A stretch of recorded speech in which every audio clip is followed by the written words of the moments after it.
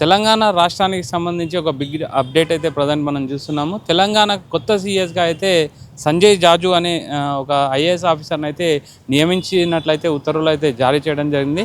ముఖ్యంగా ప్రజెంట్ ఉన్న రామకృష్ణారావు యొక్క పదవీ కాలం అంటే ఈ 30వ తారీఖు అయితే కంప్లీట్ అవుతుంది. సో దానిని రీప్లేస్ చేయడానికి ప్రజెంట్ అయితే సంజయ్ జాజు ఐఏఎస్ ఆఫీసర్ను అంటే 1992 బ్యాచ్కి సంబంధించిన ఐఏఎస్ ఆఫీసర్ని అయితే ప్రజెంట్ నియమిస్తున్నట్లయితే ఉత్తర్వులు జారీ చేయడం జరిగింది.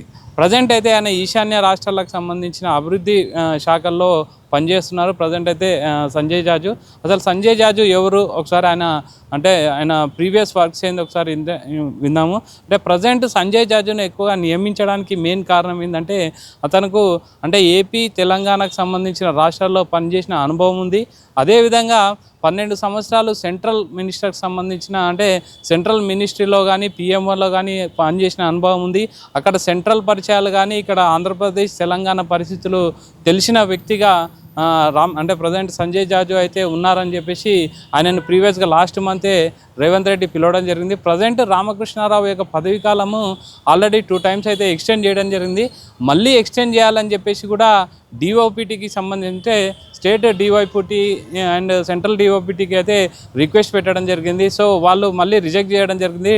2 టైమ్స్ ఆల్రెడీ మేము ఎక్స్టెండ్ చేశాము, మళ్ళీ ఎక్స్టెండ్ చేయలేమని చెప్పేసి కూడా వాళ్ళు లెటర్ పంపించడం జరిగింది. సో లాస్ట్ మంత్ అయితే సంజయ్ జాజు వచ్చి రేవంత్ రెడ్డిని కూడా కలిసి వెళ్ళడం నామమాత్రంగా అయితే ప్రజెంట్ అయితే ఇన్ఫర్మేషన్ ఉంది. తర్వాత ఓవరాల్గా ప్రజెంట్ చూసుకుంటే సంజయ్ జాజును అయితే ఈరోజు నియమిస్తున్నట్లయితే ఉత్తర్వులు జారీ చేసింది.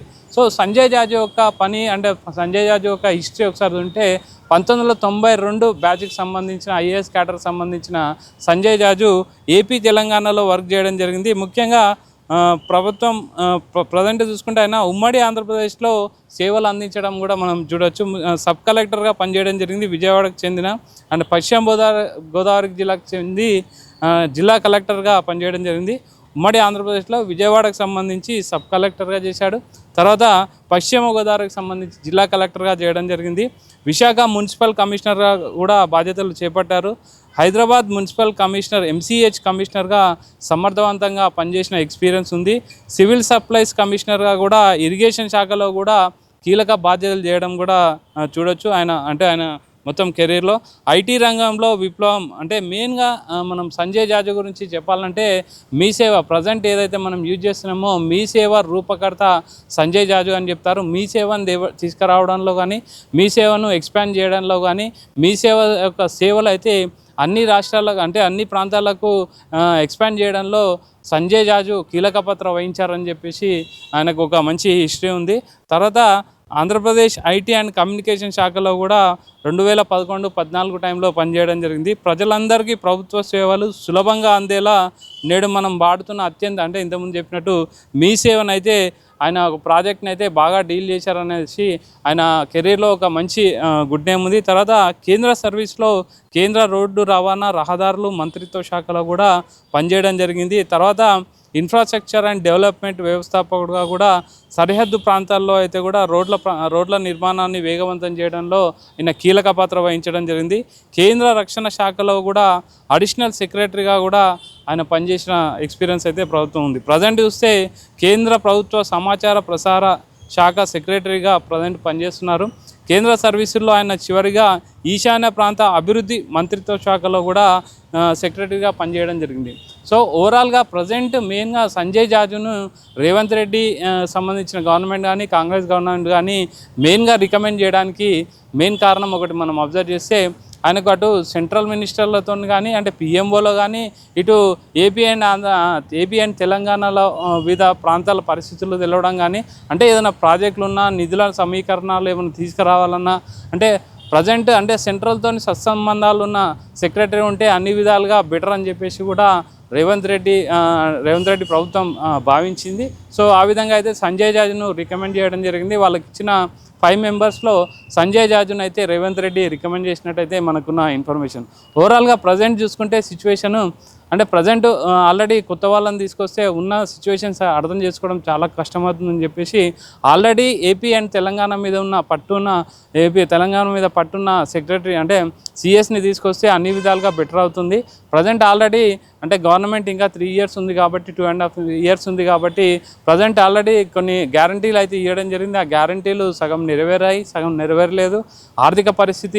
రాష్ట్రం యొక్క ఆర్థిక పరిస్థితి అదే కొంచెం కుంటుపడి ఉంది. దాన్ని సెట్ చేయాలి. తర్వాత ఆ నిధులను కూడా తీసుకురావాలి. ఆ నిధులు ఏ విధంగా తీసుకురావాలి, నిధులు ఎవరి దగ్గరికి అయితే పని అవుతాయి అని చెప్పేసి సంజయ్ జాజుకి అయితే మంచి అవగాహన ఉందని చెప్పేసి చాలా చాకచక్యంగా తెలివిగా రేవంత్ రెడ్డి పనిచేశారని చెప్పేసి కొందరైతే ఎక్స్పర్ట్స్ అంటున్నారు.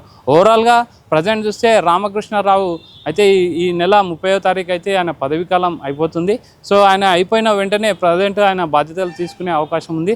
ఆల్రెడీ 3 days ముందే ప్రజెంట్ ఆయన నామమాత్రంగా అన్అఫీషియల్గా అయితే అన్ని కార్యక్రమాలను అబ్జర్వ్ చేస్తున్నారని చెప్పేసి కూడా మనకున్న ఇన్ఫర్మేషన్. సో 30వ తారీఖు నుంచి అయితే అఫీషియల్గా సంజయ్ జాజు అయితే ఆయన అంటే ఛార్జ్ తీసుకునే అవకాశం ఉంది.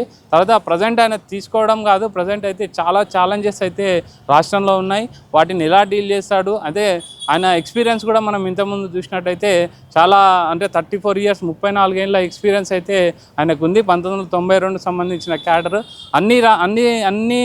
అన్ని శాఖలపై కూడా అటు కేంద్ర రాష్ట్రాలపై కూడా మంచి పట్టుంది. ముఖ్యంగా తెలంగాణ ఆంధ్రప్రదేశ్ సంగతి వస్తే చాలా డిఫరెంట్ ఉంటుంది ఇక్కడ. సో వాటిపైన కూడా మంచి అవగాహన ఉంది. ఏపీలో పనిచేశాడు, ఇటు తెలంగాణలో కూడా పనిచేశాడు కాబట్టి ఖచ్చితంగా ఆయనకు రాష్ట్రం పైన కానీ అంటే ఇటు ఏపీ పైన కానీ తెలంగాణ పైన కానీ మంచి పట్టుందని అయితే మనకు స్పష్టంగా తెలుస్తుంది. ఓవరాల్గా సంజయ్ జాజు రావడంతో అంటే ఒక డిఫరెంట్ వేవ్ మళ్ళీ స్టార్ట్ అవుతుంది. అటు ఆఫీసర్లో కానీ పరిపాలనలో కానీ ఖచ్చితంగా అంటే ఆయన ఒక మార్క్ అయితే చూపించే వ్యక్తి అని చెప్పేసి కూడా ప్రీవియస్ హిస్టరీ ఉన్న తర్వాత పొలిటికల్ వర్గాలు కూడా చెప్పడం జరుగుతుంది. మీ సేవను ఏ విధంగా అయితే ప్రారంభించి ఎక్స్పాండ్ చేయడంలో కీలక పాత్ర వహించాడో అదేవిధంగా గ్యారంటీలను నెరవేర్చడంలో ఆర్థిక పరిస్థితులను తట్టుకొని దాన్ని ఎలా ఓవర్కమ్ చేయాలి అంటే ప్రజెంట్ ఉన్న సంక్షేమ పథకాలను ఎలా జనాల వరకు తీసుకెళ్లాలనే దాంట్లో సంజయ్ జాజు అనేది చాలా ఎక్స్పర్ట్ అని చెప్పేసి కూడా చాలామంది చెప్పడం జరుగుతుంది. సో ఓవరాల్గా ఈ నెల 30 నుంచి అయితే సంజయ్ జాజు ఛార్జ్ తీసుకునే అవకాశం ఉంది కొత్త సీఎస్గా. ఈరోజే అయితే ఉత్తర్వులు రావడం జరిగింది. కెమెరామెన్ మోహిత్తో రవి, పల్లవి.